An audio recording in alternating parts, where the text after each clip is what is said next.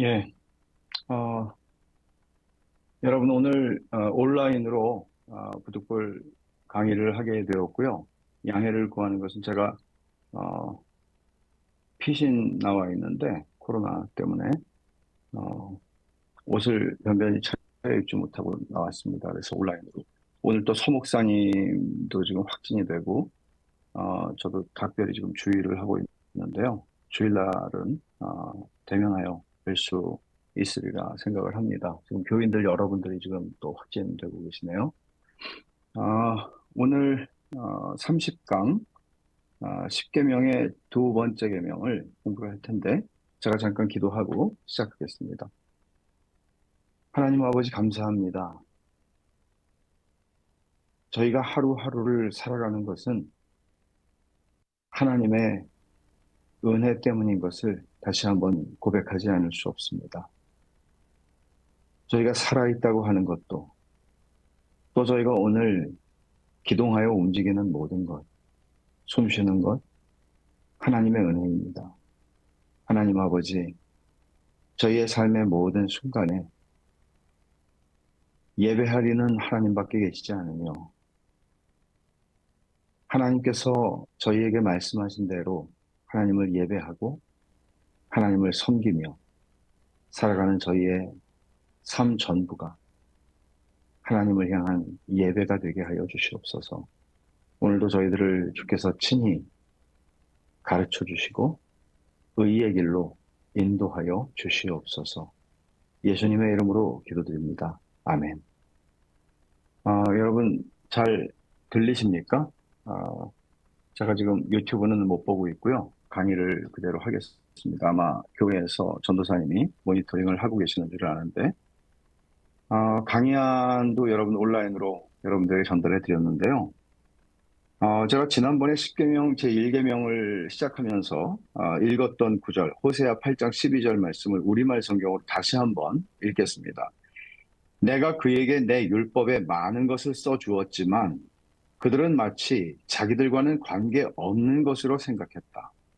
저는 이 말씀 지난번에 렉처인으로 쭉 읽으면서 어, 정말 이게 모든 시대에 하나님의 백성이라고 생각하는 사람들이 빠질 수 있는 가장 심각한 위험이구나 하는 것을 생각을 했습니다.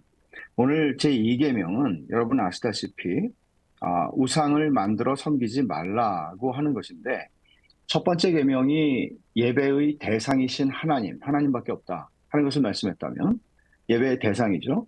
두 번째 계명은 예배의 방법에 대해서 하나님이 말씀하시는 내용이라고 이해하시면 됩니다. 근데 여기서 예배라고 할 때 이 예배는 물론 우리가 드리는 공예배를 포함하겠지만 아, 포괄적인 개념에서 우리가 하나님을 섬기고 살아간 내가 하나님 섬기는 사람입니다 라고 할 때 그 섬긴다는 것 자체가 하나님을 예배하는 것입니다. 그리고 로마서 12장 1절에서도 너희 몸을 하나님이 기뻐하시는 거룩한 산 제사로 드리라고 말씀했을 때에도 마찬가지입니다. 이런 포괄적인 개념에서 우리가 예배를 말하고 또 생각할 것입니다.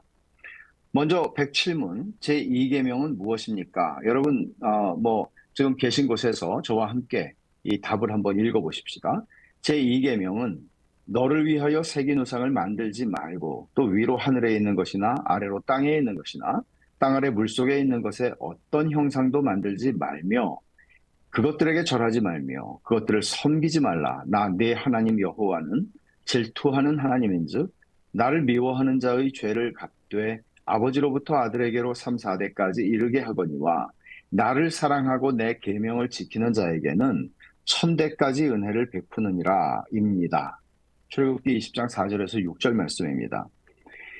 어, 하나님을 형상화하지 말라는 것입니다. 왜냐하면 하나님은 영이시고 형체를 가지고 계시지 물리적인 형체를 가지고 계시지 않기 때문입니다. 하나님은 영이시다라고 하는 것은 하나님을 형상으로 만들 수 없다는 것을 의미합니다.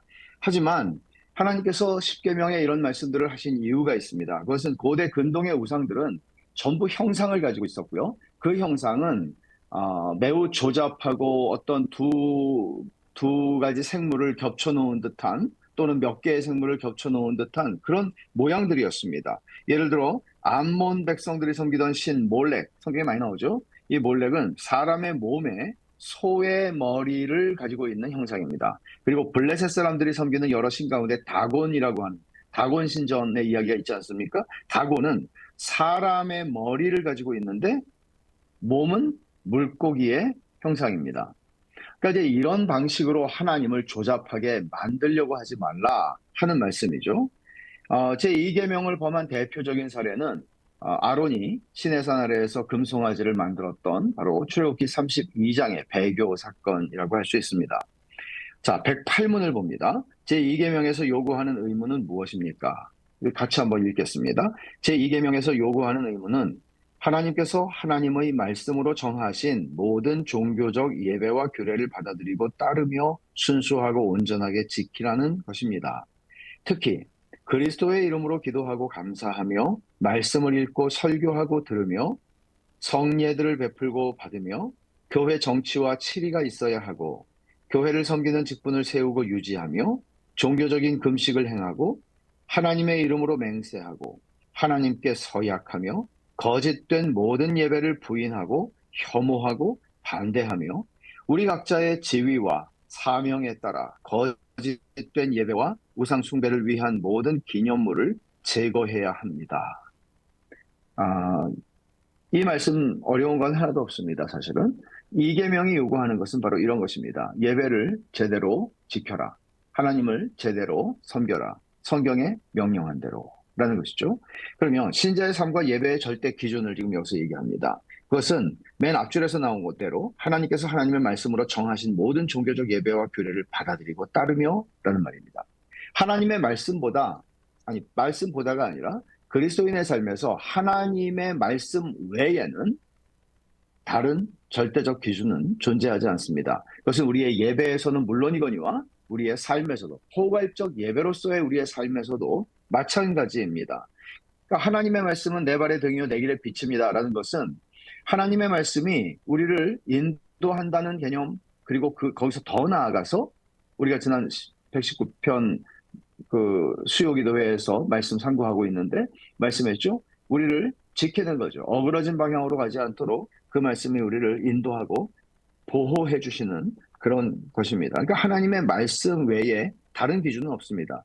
그러니까 우리가 자녀들을 양육하는 것도 세상에 제 아무리 똑똑한 자녀들을 길러서 어떤 분야의 전문가들을 만들어낸다 할지라도 하나님의 말씀에 대해서 무지한 자녀라면 그것은 우리의 자녀 양육은 실패한 것이라고 말할 수 있을 것입니다.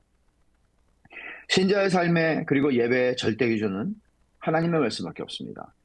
그래서 예배의 요소들을 여기서 얘기하는데요. 특별히 기도와 감사와 성경을 읽고 설교하고 듣는 것, 성례, 치리와 건징, 직분을 세우고 유지하는 것, 종교적 금식, 맹세와 서원, 이것들을 예배의 요소들, 하나님을 섬기는 요소들이라고 지금 얘기를 합니다. 이것은 사실은 우리의 공예배 안에 포함된 것도 있지만 공예배를 떠나서 우리의 교회의 생활 속에서 포함되어 있는 것들이 더러 여기에 나오죠. 그래서 예배의 통상적 요소라고 하는 것은 기도와 설교, 예배 시간에 기도와 설교가 주된 요소가 아닙니까? 그리고 예배의 특별한 요소로 금식과 맹세와 서약이라고 이렇게 구별해서 말할 수 있을 것입니다. 뿐만 아니라 이 계명에서 요구하는 의무는 거짓된 예배를 부인하고 미워하고 반대하는 것이라고 말합니다. 사도행전 17장에 보면은 바울이 아테네에 가게 되죠. 아테네에 가서 우상을 섬기는 모습들을 보면서 굉장히 분개합니다. 바로 이런 것을 얘기하는 것입니다. 부인하고 미워하고 반대하는 것인데 때와 상황에 따라서 이것은 다르겠죠. 우리가 어떤 체제 속에서 살아가는가 하는 것입니다. 그래서 그 다음 것을 보면 각 7번에 각자의 지위와 사명에 따라 거짓된 예배와 우상 숭배를 위한 모든 기념물을 제거하는 것이라고 말했는데 여기서 각자의 지위와 사명에 따라라고 하는 말이 중요합니다. 우리가 구약시대에 어떤 왕들이나 사람들처럼 어떤 우상들을 다 제하여 버리고 기드온이 했던 것처럼 그런 일들을 지금 이 시대에 할 수 있는가? 우리가 불교 사찰에 들어가서 그런 불상을 향하여 그렇게 할 수 있는가? 할 수 없죠. 그래서 불법이죠. 말하자면 각자의 지위와 사명에 따라서 하라고 얘기를 합니다. 이 말은 시대와 체제를 분별하는 것을 포함하는 얘기입니다. 구약 이스라엘 백성들의 시대에는 이스라엘 백성들은 신정 정치 가운데 있었습니다. 하나님이 율법을 통해서 물론 왕을 대리하여 통치하게 하셨지만 하나님이 다스리는 나라였습니다. 그런 의미에서 율법은 그들의 법이었죠. 지금 마치 사우디 같은 데에서 이슬람법을 사용하는 것처럼 말이죠. 그것을 아주 엄격하게 하는 경우는 탈레반 같은 사람들 될 수 있겠죠. 그러니까 시대와 체제를 분별함. 이 되게 중요한 요소입니다. 지금은 다원주의 우리가 다원주의 체제 속에 살아가고 있죠. 그러니까 대한민국이라고 하는 나라에는 종교의 자유가 있습니다. 이런 나라에서 우리가 살아가면서 이 나라에서 살아가면서 우리가 우상을 제거한다는 명목으로 그렇게 행할 수는 없는 것입니다. 그러나 여기서도 우리가 이런 세 가지 정도로 생각해 볼 수 있는 게 있습니다. 시민으로서 또는 정치인으로서 또는 가장으로서입니다. 시민으로서는 어떻게 되겠습니까? 지금 제가 말씀드린 대로 우리의 나라의 헌법과 헌법의 정신에 따라서 법률에 따라서 우리는 행동해야 합니다. 존중해야 하는 것이죠. 그러나 그런 것들을 아까도 말씀드린 것처럼 6번에서 거짓된 예배를 부인하고 미워하고 반대하는 것은 너무나 분명합니다. 우리는 그것들을 인정할 수 없습니다. 그러나 국법이 정하고 있기에 우리는 그것들을 기념물들을 제거하는 방식으로 행동할 수는 없습니다. 그것은 미련한 것이죠. 정치인으로서는 어떻게 해야 합니까? 예를 들어서 대한민국의 대통령이다, 혹은 국회의원이다, 혹은 어떤 장관이다라고 할 때 우리는 우리에게 부여된 헌법상 우리에게 부여된 권한과 책임을 가지고 하나님의 말씀 앞에 신실하게 그러나 동시에 우리는 정치 지도자로서 모든 종교들을 보호해야 할 책임은 있을 것입니다. 그러나 때로는 국회 요즘에도 동성애 관련해서 차별금지법이라든지 이런 이슈들이 있지 않습니까? 이럴 때 정치인들은 자신이 합당하게 그저 흑백의 논리가 아니라 하나님의 말씀을 어떻게 이 땅에서 내가 정치인으로 살아가고 있는 이 땅에서 어떻게 하면 더 잘 실현할 것인가 하는 그런 고민들을 하고 적법한 질서 안에서 그 일들을 행해야 할 것입니다. 가장으로서는 어떨까요? 내가 아버지인데 예를 들어서 11살 먹은 아이가 또는 15살 먹은 아이가 저는 오늘부터 불교를 믿겠습니다라고 할 때, 저는 오늘부터 이슬람으로 가겠습니다라고 할 때 여러분들 어떻게 하시겠습니까? 역시 사람의 우리는 마음의 문제를, 거듭남의 문제를 강제로 너는 기독교인이야 라고 할 수는 없습니다. 그러나 적어도 우리는 가장으로서 가정 안에서는 두 가지 종교가 용납되지 않는다는 사실을 우리는 얼마든지 가르칠 수 있고, 가장으로서는 좀 다른 방식으로 우리는 얼마든지 훈육을 하고 아이들이 그런 반발심이 나오지 않도록 신앙을 제대로 가르치는 거 굉장히 중요합니다. 사실은 이제 그런 말씀을 드리고 싶고, 제 109문을 한번 보죠. 제2계명에서 금지하는 죄는 무엇입니까? 이 제2계명 이 답을 같이 한번 천천히 읽어보겠습니다.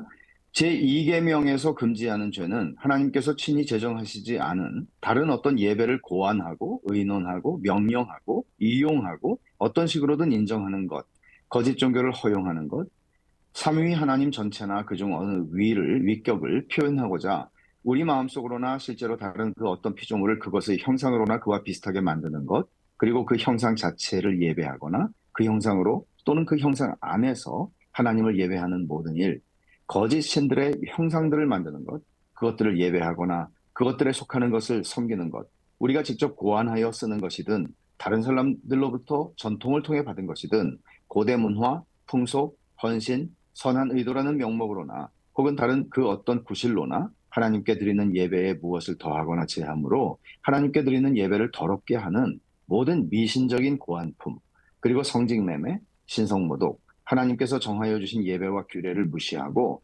경멸하며 저지하고 반대하는 모든 것입니다. 금지하는 것.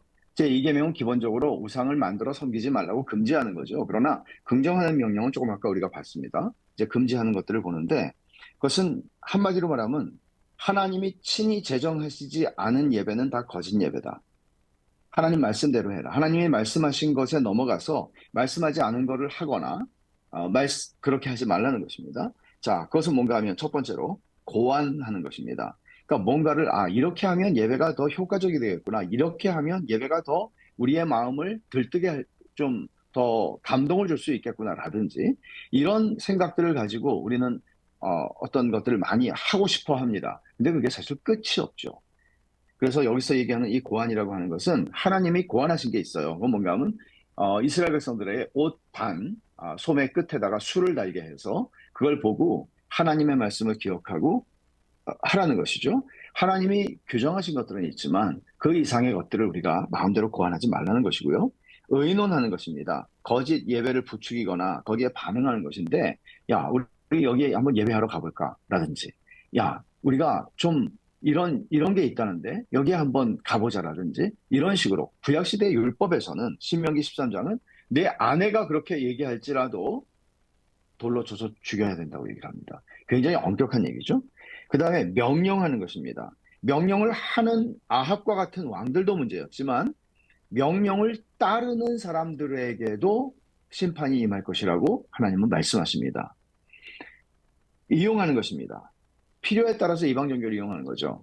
자식을 낳기 위해서 바알을 섬기고 뭐 부자가 되기 위해서 바알을 섬기고 우리는 그런 방식으로 하진 않아요. 그러나 기복신앙 혹은 번영신학이라고 일컬어지는 것은 위험한 게 뭔가 하면 하나님을 섬긴다고 이름은 하나님이라고 말하지만 그러나 사실은 그들은 성경의 하나님을 섬기는 것이 아니라 하나님을 이용하여 내가 원하는 복과 원하는 부와 원하는 건강과 원하는 어떤 것들을 얻고자 하는 것, 하나님을 이용하는 것 얘기하는 것입니다.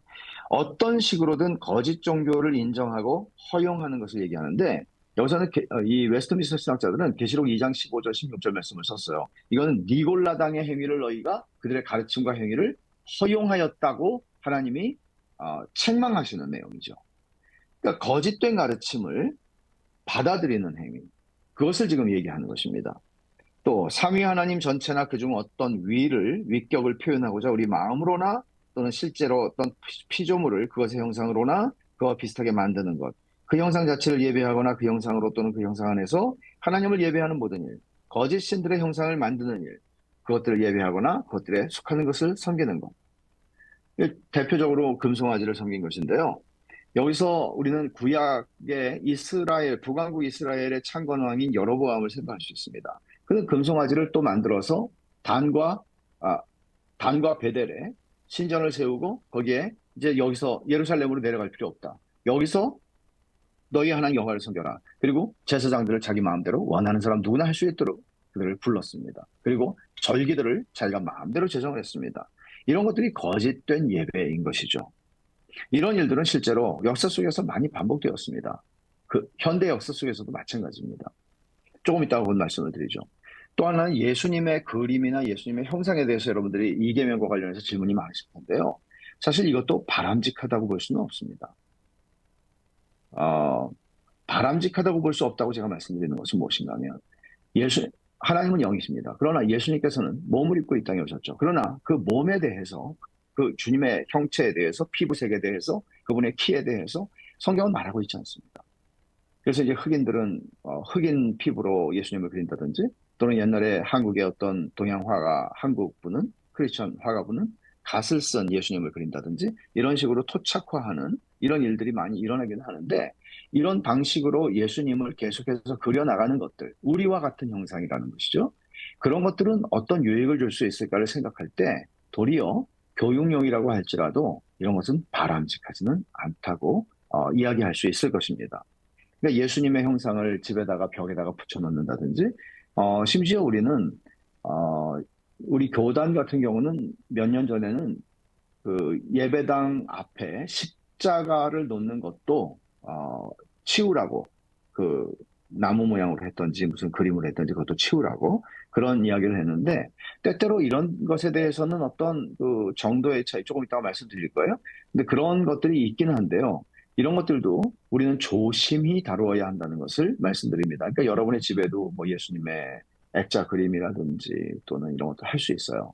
근데 이제 그런 것들이 주는 유익이 있지만 또는 그런 것들이 우리로 하여금 하나님을 제한시키는 그런 위험도 같이 가지고 있는 것입니다. G를 보죠. 우리가 직접 고안하여 쓰는 것이든 다른 사람들로부터 전통을 통해 받은 것이든 고대 문화, 풍속, 헌신, 선한 의도라는 명목으로나 혹은 다른 어떤 구실로나 하나님께 드리는 예배에 무엇을 더하거나 제함으로 하나님께 드리는 예배를 더럽게 하는 모든 미신적인 고안법. 이런 것들 가운데에는 성경이 말하지 않은데 로마 가톨릭에서는 칠성사를 얘기하죠. 성례가 예수님이 하라고 하신 성례 두 개죠. 성찬과 세례입니다. 근데 그들은 거기에 5가지를 더했습니다. 그래서 7가지를 행하는데 이것은 성경에서 명하지 아니한 것을 고안해내는 것들입니다. 그리고 이런 미신적인 고안품이라고 했는데요. 특히 여러분이 종교개혁 시대의 이야기들을 들어보시면은 아마 유물들을 모으는 그런 풍습들이 많이 있었던 걸 들으셨을 거예요. 뭐 이거는 베드로의 뭐 뼈의 한 부분이다라든지 이런 식으로 성물 숭배하는 그런 일들이 많이 있었습니다. 십자가 형상을 그렇게 생각하는 사람들도 현대에 있을 수 있고요. 또는 주문이나 부적이나 행운을 가져온다고 믿는 어떤 물건들, 이 물건은 우리 집에 꼭 있어야 돼. 이래서 내가 마음이 편안해. 예수님의 십자가상이 우리 집에 있기 때문에 내 마음이 편안해. 불날 것 같지 않고 뭐 이렇게 생각을 한다면 그것들은 여러분의 신앙에 해가 되지 유익하지 않습니다. 아무리 유익한 용도라고 하더라도 하나님의 말씀에서 정당성을 찾을 수 없다면 예배에 도입할 수 없습니다. 어, 보통 예배를 요즘에는 뭐 기획한다. 뭐 그 현대 교회들 가운데에는 한동안 구도자 예배라는 것들도 많이 지금도 있고 그러면서 예배를 어떻게 하면 더 사람들의 감각적인 예배를 만들 수 있는가 하는 것에 대해서 기획을 한단 말이죠. 근데 이제 그런 시도들이 가져오는 위험이 있다는 것을 언제나 인식해야 합니다. 구도자 예배에 대해서는 따로 우리가 다룰 기회가 뭐 있으리라 생각합니다만 여기서는 유익한 용도라 해도 사람들의 감흥을 더 불러일으킨다고 해서 언제나 예배에 사용할 수 있는 것은 아니다. 그런 것이죠. 그래서 칼빈은 이런 얘기를 합니다. 우리는, 여기 오자가 있네요. 우리는 인간의 마음속에서 왜곡된 예배를 향한 무절제한 갈망이 있는 것을 알고 있다. 여호수아 주석에서 한 말입니다. 인간의 마음에는 왜곡된 예배를 향한 무절제한 갈망이 있다는 거죠. 그러니까 하나님을 더 잘 예배해야 되겠다는 하는 그런 표면적 이유일 수 있는데 그것은 우리 안에 있는 우리를 더 만족시켜 줄 수 있는 예배가 너무 텁텁하고 심심하잖아. 이런 생각들인 것이죠. 그러나 여러분 생각해 보십시오. 영이신 하나님을 섬기는 우리의 감각은 감정도 지성도 아닙니다. 물론 그 감정과 지성은 믿음이라고 하는 인식 속에 그것들이 들어와 있을 때 그것들은 제대로 발현되고 사용되고 그 예배 속에서 하나님을 경험하는 것입니다.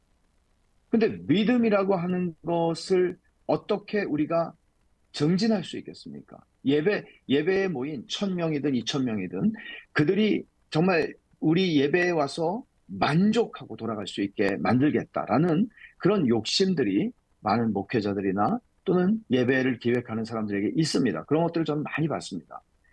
근데 어떻게 우리가 그걸 할 수 있습니까? 없는 믿음을 어떻게 만들어낼 수 있습니까? 단순히 감정은 흥분시킬 수 있습니다. 그들의 지성을 만족시켜 줄 수 있는 지적인 어떤 내용을 전달해 줄 수 있을 것입니다. 그러나 어떻게 우리의 믿음을 증진하여 그 믿음이 커져서 하나님을 더 깊이 만나고 느낄 수 있게 하는가? 이것은 사실 우리가 기획할 수 있는 차원하고는 다른 것입니다.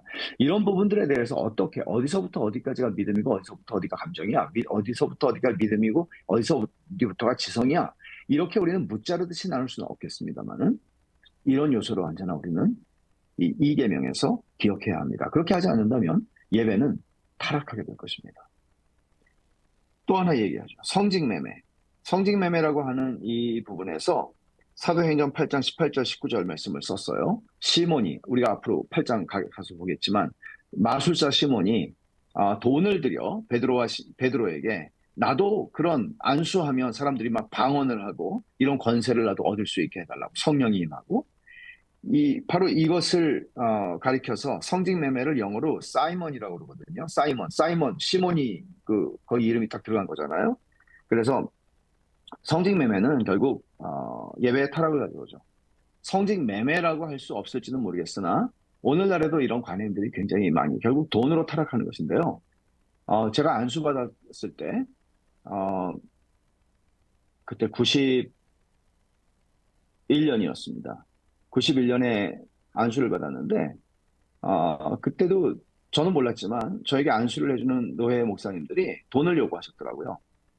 차마 이제 저희 교회에서 제가 선교사로 막 나갈 즈음이어서 저에게 말을 못하고 장로님들이 10세 1반 모아서 드렸다고 그러는데 그 얘기를 듣고는 굉장히 불쾌했습니다. 안수받은 것을 그, 그 취소하고 싶은 그런 마음이 있었습니다. 굉장히 잘못된 관행이 아닙니까? 신성모독이라는 부분. 신성모독을 참 재밌는 것은 웨스트민스터 신학자들은 말라기 3장 8절 말씀을 썼어요. 하나님의 것을 너희가 도둑질했다라고 하는 말씀이거든요. 근데 그 문맥을 보면 11조를 너희가 훔쳤다고 얘기해요. 그러니까 이 문맥은 11조와 관련된 문맥이에요. 근데 11조라는 것은 구약 율법에서는 하나님의 것이에요. 기본적으로. 물론 모든 것이 다 하나님의 것이지만 11조는 우리가 월급 받는 분들이 세금을 떼고 월급을 받듯이 세금을 떼는 것처럼 하나님이 떼가시는 세금의 개념이라고 비유컨대 말할 수 있어요. 근데 이제 이스라엘 백성들은 그것을 제대로 내지 않았죠. 거의 모든 시대에 그렇게 했습니다. 그렇기 때문에 제사장들이 방황하게 되고 레위인들이 일자리를 찾아서 돌아다니게 되고 이런 일들이 구약시대에 많이 있었습니다. 그래서 여기 근데 놀라운 건 신성모독이라고 하는 것을 바로 그 말씀에다가 왜 썼는가? 왜냐하면 하나님의 것을 내가 훔치는 것을 얘기하는 거거든요. 그것은 하나님의 거룩한 이름을 내가 훔치는 것도 하나님의 영광을 내가 취하는 것도 마찬가지입니다. 그러나 돈의 문제에서 지금 얘기를 했잖아요. 근데 제가 최근에 아나니아와 삽비라 설교를 우리가 들었잖아요. 그러니까 거기서도 우리는 생각해 볼 수 있어요. 아나니아와 삽비라의 경우도 신성모독인가? 아나니아와 삽비라도 물론 돈과 관련된 것이지만 그들은 11조와 관련된 것은 아니었단 말이에요. 그들은 자기 땅 안 팔았어도 돼요. 그리고 팔았어도 뭐 일부를 갖고 오든 전부를 갖고 오든 상관없어요. 베드로가 말한 것처럼. 근데 이런 경우에는 이것을 신성모독이라고 할 수 있는가? 여러분의 대답은 어떻습니까? 저는 예스입니다. 왜 그런가 하면 그들이 자기의 입술로 우리가 이것을 하나님께 밭을 판 돈을 다 바쳤습니다. 라고 베드로에게 고백을 한 것이잖아요. 하나님께. 그러면 그거 하나님 거잖아요. 근데 그들은 그렇게 말하고 그렇게 말을 하면서 그 말에 이율배반으로 그들은 자신의 것으로 취한 것이죠. 이런 의미에서 신성모독이라는 것이죠. 그럼 우리가 신약 시대에 11조라는 것을 단순히 율법적 개념이 아니더라도 청지기의 개념으로 생각할 때 청지기는 우리의 건강과 몸과 시간과 재능과 모든 것들이 하나님의 것입니다. 그럼 하나님의 것을 내가 하나님의 것대로 사용하는가 하는 것 이런 관점에서 우리는 신성모독이라고 하는 것도 적용할 수 있을 것입니다. 그 다음에 이게 포괄적 예배라는 개념에서 우리가 지금 생각하고 있는 것입니다. 단순히 주일날 예배 시간에 헌금을 낸다 이런 차원만이 아니에요. 그것은 당연하고 포괄적으로 생각할 수 있는 것이죠. 하나님께서 정하여 주신 예배와 규례를 무시하고 경멸하며 저지하고 반대하는 모든 것이라고 또 얘기를 합니다. 아, 무시한다. 이것은 출애굽기 4장 24절 말씀을 썼는데 모세가 어, 이제 하나님의 부르심을 받고 다시 애굽으로 돌아갑니다. 근데 하나님께서 모세를 죽이려고 해요. 여러분 그 말씀 기억하세요? 굉장히 이건 난해구절이긴 합니다만은 여기서 웨스트민스터 신학자들은 이 구절을 얘기하면서 하나님이 정한 예외와 규례를 무시했다. 모세가 무시한 거죠. 왜냐하면 자기 아들에게 할례를 베풀어야 되는데 할례를 베풀지 않고 있었던 거예요. 모르는 게 아니거든요. 왜 그랬을까요? 십보라가 반대했겠죠. 아마도 십보라가 그런 걸 모르는 사람이잖아요. 왜 아이에게 그렇게 하냐고. 이런 추측입니다. 이것은 이런 추측 정도로 할 수 있어요. 그러나 무시한 것이죠. 하나님 말씀을. 그리고 경멸하는 것, 이것은 말라기 선지자를 통해서 주시는 또 무서운 말씀이죠. 하나님을 섬기는데 하나님을 아주 하찮게 섬기는 것이죠. 하나님을 마치 우리가 그냥 속이면 속는 분처럼 우리가 그저 해드리면 그저 감사해야 해야 하는 그런 분인 것처럼 아무렇게나 해도 상관없는 분인 것처럼 그렇게 섬기는 것입니다. 저지하는 것입니다. 저지한다는 것은 바리새인들이 너희가 천국문을 가로막고 서서 들어가려고 하는 사람 못 들어가게 하고 이렇게 주님 말씀하시잖아요. 이 교회 지도자들에게 적용될 수 있는 말씀이라고 생각을 합니다. 저지하는 일들. 왜냐하면 하나님 말씀을 하나님 말씀대로 바르게 어, 가르치고 또 바르게 보여주지 못할 때 이렇게 될 수 있는 것이죠. 또 반대하는 것을 말합니다. 예배를 금하는 국가의 종교 정책들은 이제 그런 거 반대하죠. 북한 같은 데서도 예배를 합법적으로 드릴 수는 없을 것입니다. 이런 종교 정책들을 가지고 있는 국가 체제 속에 살아갈 때 어떻게 할 것인가 하는 것이죠. 어, 우리는 어디까지 정부의 제도의 권위에 순종할 수 있는가? 우리가 사도행전 4장에서도 봤고 회당에서 이제 베드로가 말하는 것이고 또 사도행전 5장에서도 베드로가 사도들과 함께 그들에게 말하는 거죠. 하나님께 순종하는 게 합당한지 사람에게 순종하는 게 맞는지 너희가 판단하라 하는 것입니다. 어, 그러나 여기에서는 이런 질문들이 있어요. 예를 들어서 순교하더라도 예배를 드려야 된다라고 주장하는 분들도 있을 수 있습니다. 그러나 많은 경우에 우리는 카타콤의 신자들을 우리 믿음의 선배들 알고 있고 그들은 지하에서 숨어서 하나님을 섬겼습니다. 어, 그러면서 그들은 복음을 전했고 살아갔습니다. 이런 것들을 우리는 어떻게 비겁하다고 판단할 수 있는가? 하나님의 이 계명을 어겼다고 판단할 수 있는가? 이런 문제들도 사실 굉장히 실제적인 문제들이고요. 그런 시대마다 그런 문제들이 논란이 늘 되어 왔고요. 또 우리나라 역사에서도 가령 일제 때 뭐 재건파, 그러니까 말하자면 끝까지 굴종하지 않고 그 믿음의 절개를 지키셨던 분들이죠. 그리고는 이제 또 타협해서 했던 분들이 나중에 또 해방된 후에 교회가 될 때 큰 어려움들이 있지 않았습니까?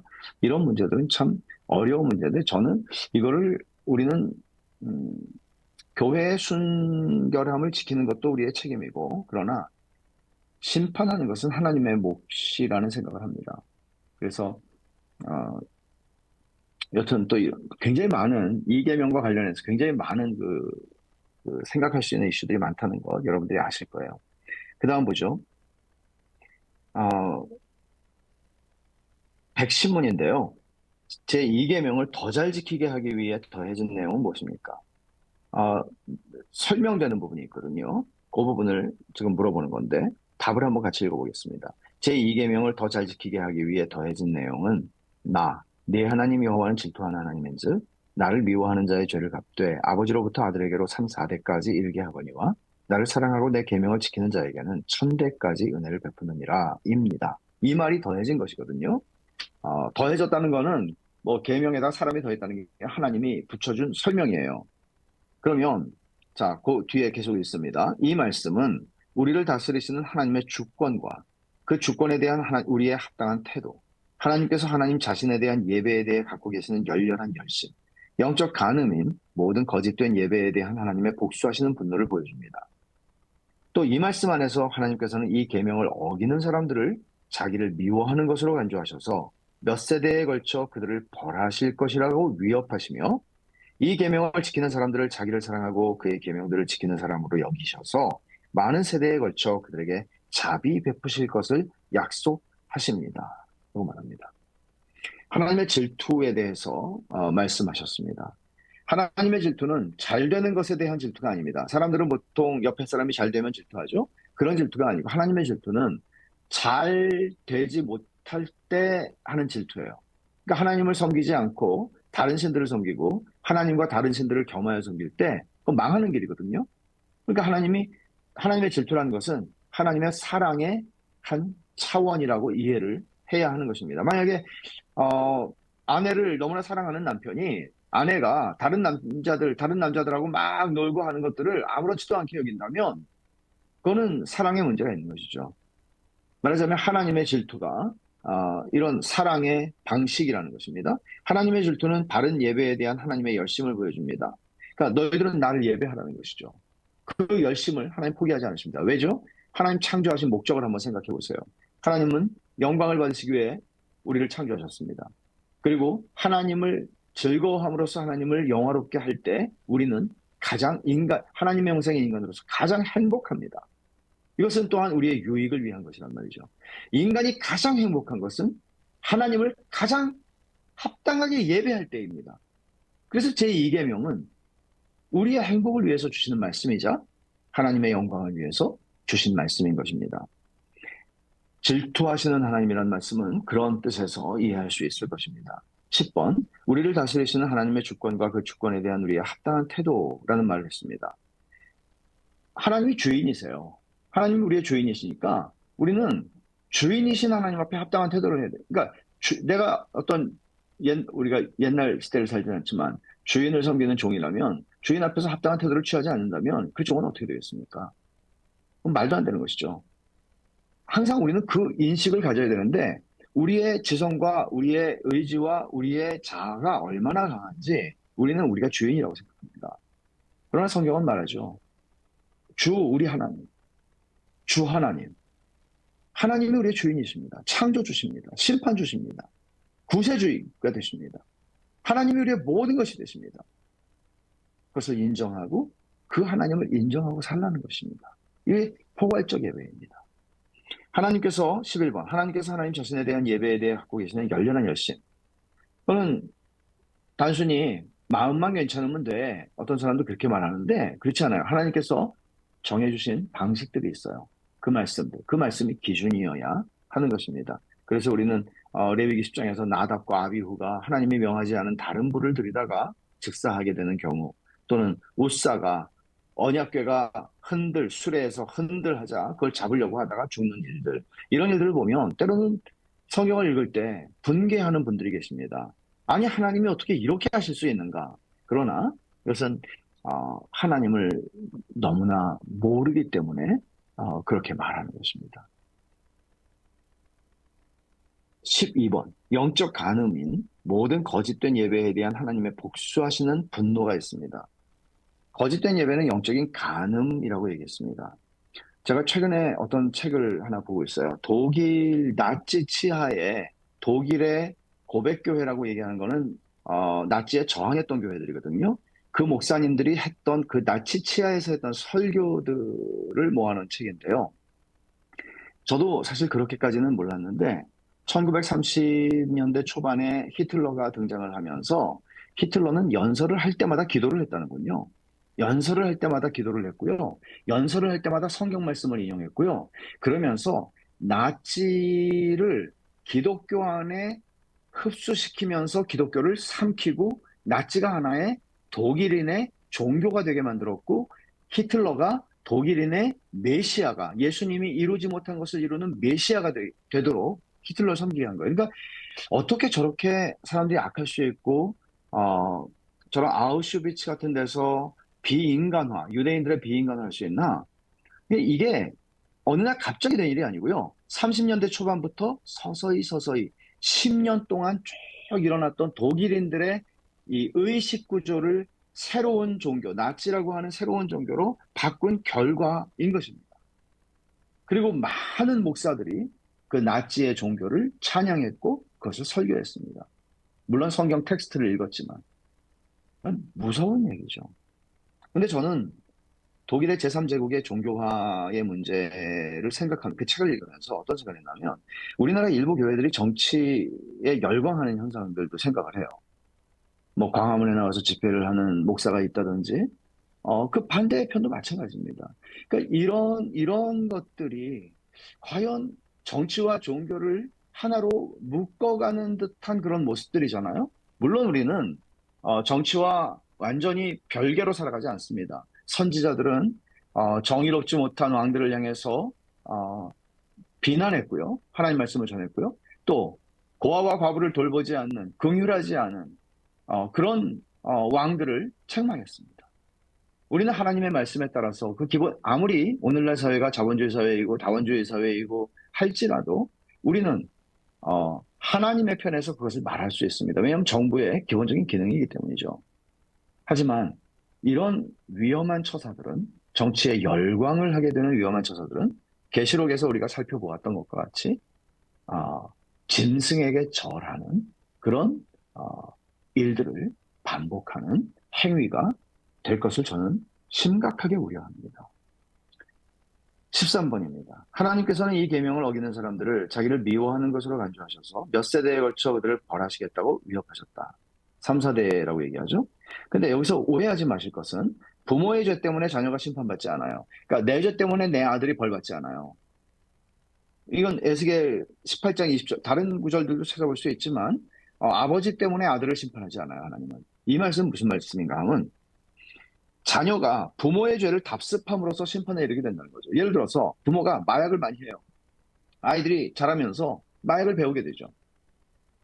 부모가 언어 습관이 나빠요. 아이들이 부모를 통해서 나쁜 언어 습관을 배우게 되죠. 이런 것들을 말하는 것입니다. 반면에 14번에 계명을 지키는 사람들을 자기를 사랑하고 그의 계명들을 지키는 사람으로 여겨서 많은 세대에 걸쳐 그들에게 자비 베푸실 것을 약속하신. 이게 많은 세대라고 하는 거는 천대라고 말씀하신 거죠. 천대는 숫자상으로 천대가 아니라는 건 뭐 너무나 분명하죠. 많은 세대를 얘기하는 것입니다. 그러니까 하나님이 왜 악에 대해서는 3, 4대를 그리고 선에 대해서는 천대를 말씀하시는가? 하나님 은혜 베푸시기를 기뻐하신다는 것이죠. 그것이 하나님의 마음이라는 것을 이 3, 4대 그리고 천대를 비교해 보세요. 이건 비교가 안 되는 것이잖아요. 그러니까 하나님의 마음이 어떤 것이라는 것을 우리에게 보여주시는 것이죠. 너희들 벌 받아라. 그런 거 아니란 말이죠. 자, 교훈과 적용을 생각해 보겠습니다. 15번에 보시면 하나님을 섬기는 제1계명, 하나님을 섬기는 절대 유일한 방법은 참된 예배 이 방법이죠. 예배가 하나님 섬기는 방법이에요. 제2계명 말씀한 겁니다. 그래서 이 1계명과 2계명을 우리가 적용을 한다면 이렇게 할 수 있어요. 첫째, 공예배가 삶의 중심이 될 때 삶의 예배가 따라온다는 것입니다. 공예배, 주일날 우리가 드리는 예배죠. 또는 3일 수요 기도회 같은 것들이죠.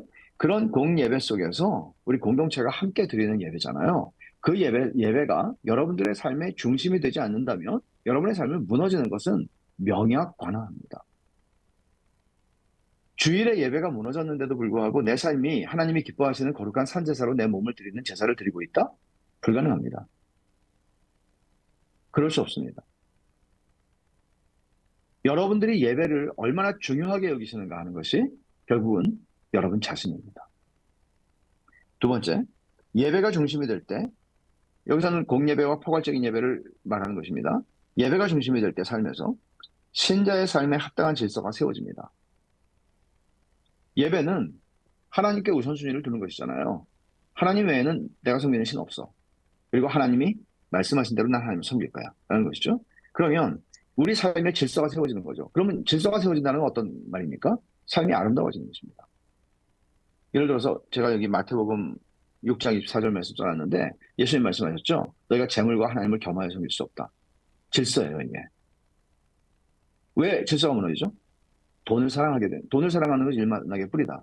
디모데 전서 6장 9절 말씀에 바울 사도가 디모데에게 말씀하잖아요. 질서가 무너지죠.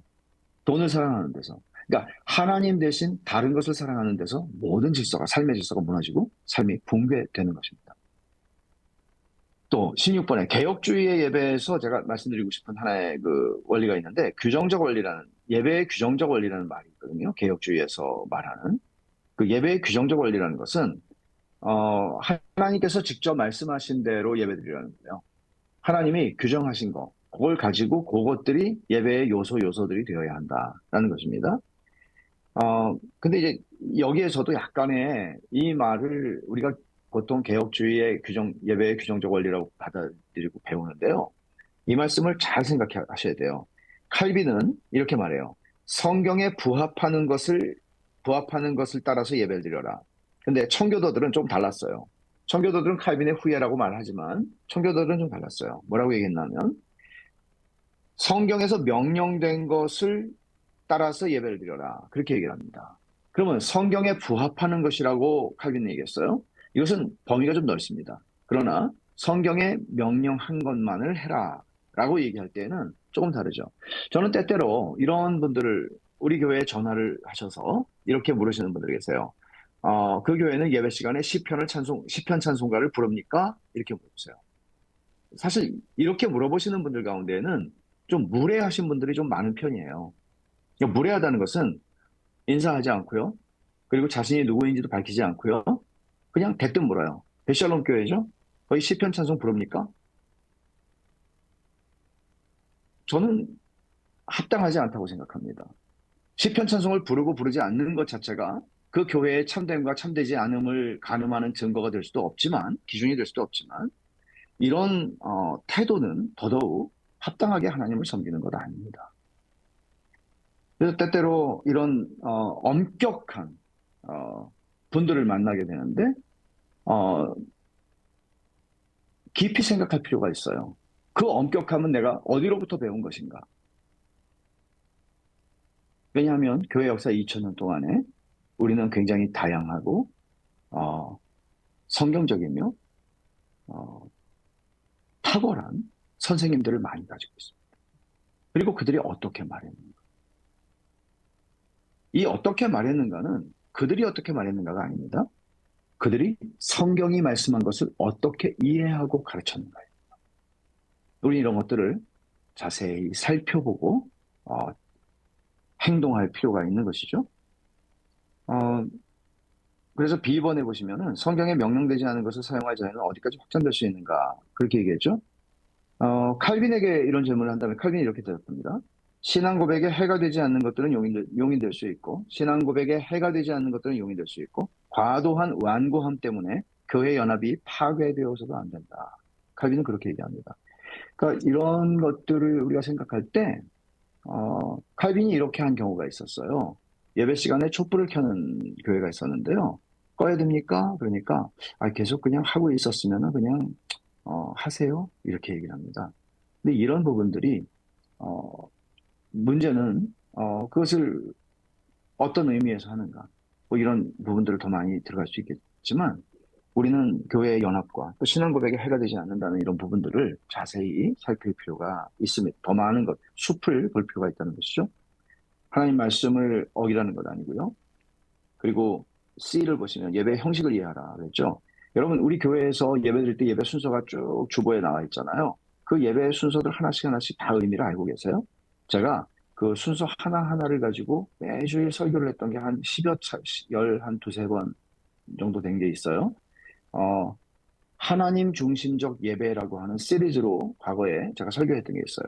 그리고 어, 반복이 필요해서 제가 베샬롬 교회에 와서 한번 예배 순서에 대해서 전체에 대해서 한번 설교했던 게 있습니다.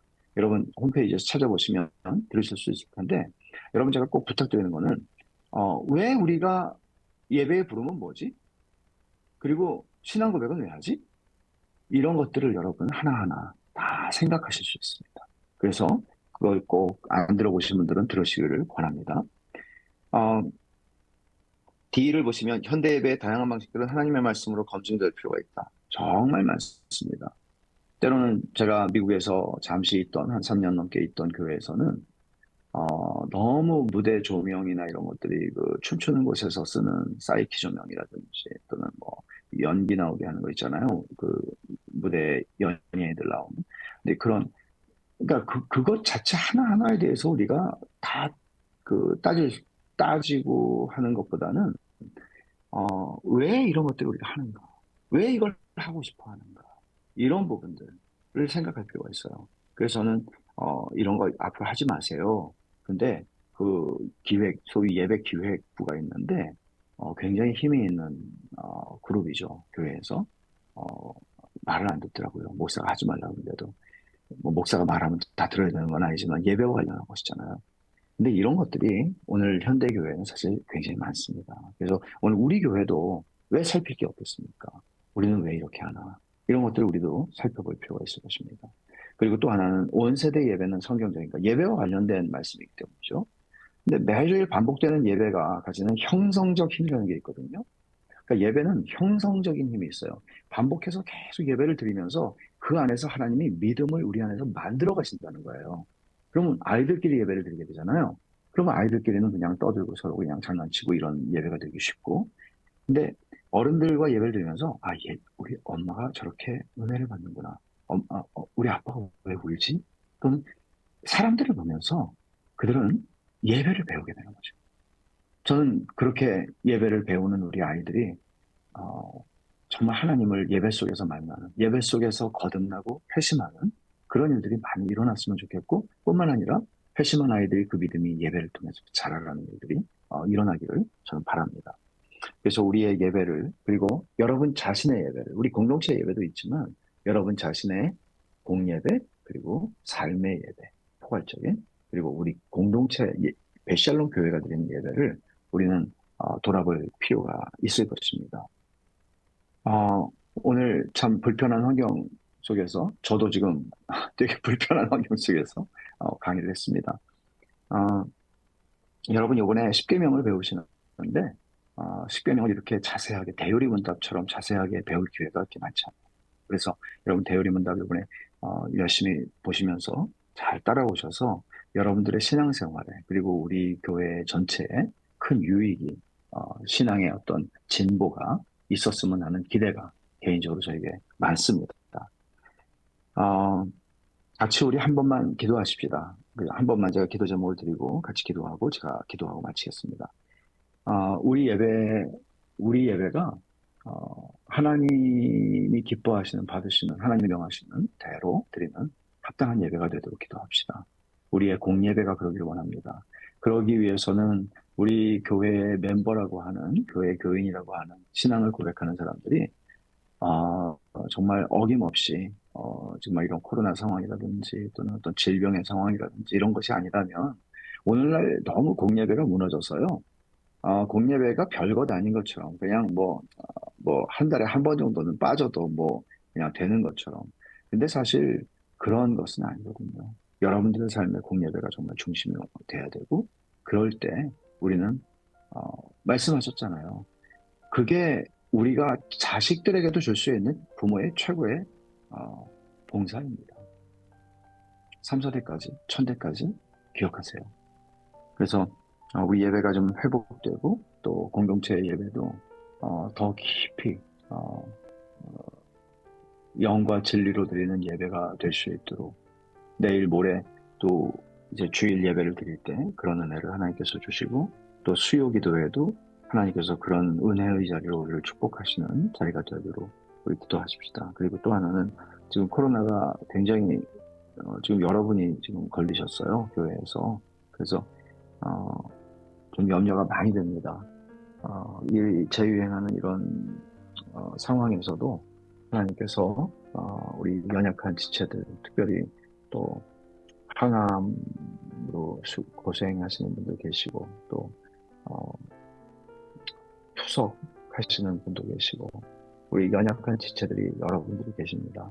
그래서 여러분들을 기억하고 또 코로나에 확진된 분들도 계시겠지만은 우리 특별히 연약한 분들을 생각하고 기도하십시다. 이 속에서도 사도행전에서 우리가 보듯이 교회가 하나님의 말씀이 왕성하여 믿는 자의 수가 더해지는 그런 은혜를 주시도록 같이 한번 기도하십시다. 같이 우리 잠깐만 우리 기도하고 제가 마치는 기도하겠습니다. 우리 한 1분만 같이 기도하십시다.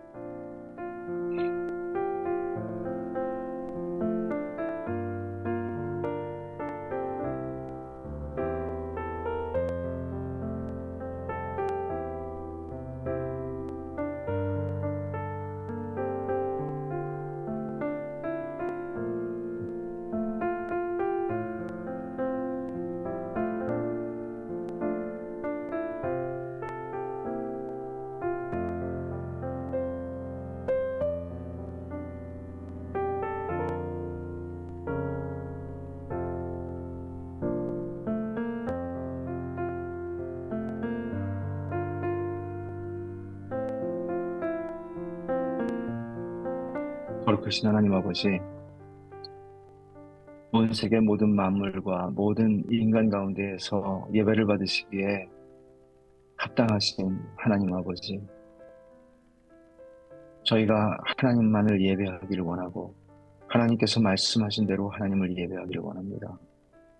오 주님, 저희들의 공예배뿐만이 아니라 저희의 삶의 예배가 언제나 하나님께 드려지는 합당하고 하나님이 받으시는 예배가 되기를 원합니다. 하나님 아버지, 저희가 하나님 앞에서 종이라는 사실을 기억하게 해주시고 하나님이 명하신 대로 저희의 삶의 모든 구석구석들이 하나님의 말씀 앞에 순종하는 삶이 되게 해주시고 순종의 예배가 될 수 있도록 인도해 주시고 저희의 공예배는 영과 진리로 드리는 온전한 예배가 될 수 있도록 하나님 은혜를 베풀어 주셔서 예배를 통해 저희의 믿음이 자라나고 예배를 통해 저희들이 하나님을 깊이 만나는 그런 역사가 하나님 베샬롬 교회와 교회에 속한 모든 관속들 가운데 날마다 깊게 넓게 경험되게 해 주시옵소서.